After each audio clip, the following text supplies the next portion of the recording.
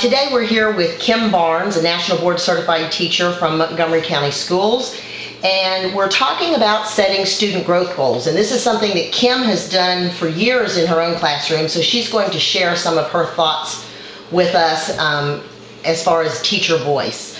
So first off, Kim, what data sources do you use to determine your student growth goals? Well, you mentioned that I've been doing this for years, and one thing I've always found interesting is when AP scores come out in the summertime, a couple days after AP scores are where we can get them as teachers, you get this thing called instructional planning report. And so I'm always excited to go back and look at that and look at what did I do this past year that maybe I need to tweak. If that was too weak, I can strengthen a little bit.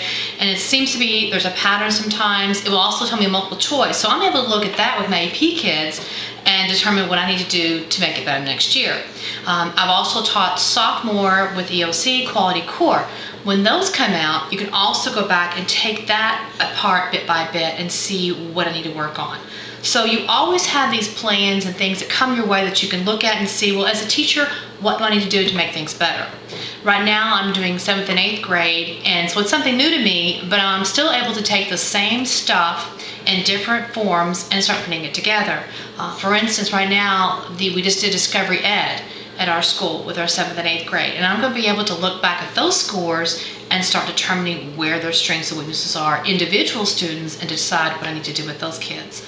And then from there, I'm going to have Explorers scores coming in, and I'm going to look at those and say, oh, I can see the same pattern, but they've gotten better since the first Discovery Ed. So there's all kinds of things coming my way that I can kind of mold together and determine what I need to do with those.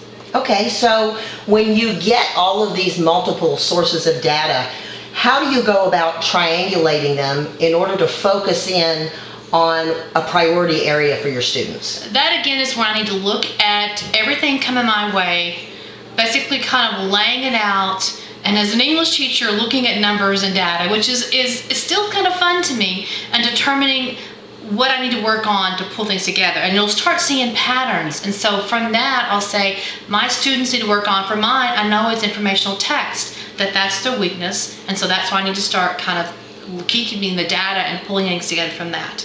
Okay, great.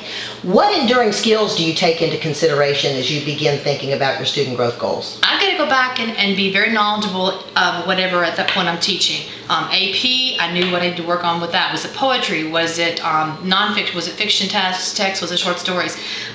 With the 7th and 8th graders, I have to know Common Core backwards and forwards. And so I'm looking and matching up what they're doing on those tests with our Common Core standards. Okay, great. How do you determine how you're going to measure their progress? Again, it's looking at students individually, and we do a spreadsheet. And from that spreadsheet, what I've done is I've broken down, I have every student on the spreadsheet, and we have a baseline.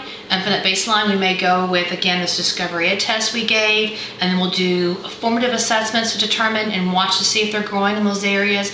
I've also taken that Common Core standard I'm looking at and I've broken it down to smaller chunks, so that I'm even measuring little bits of that Common Core standard as I go along to see if they're progressing the way I want them to. Okay.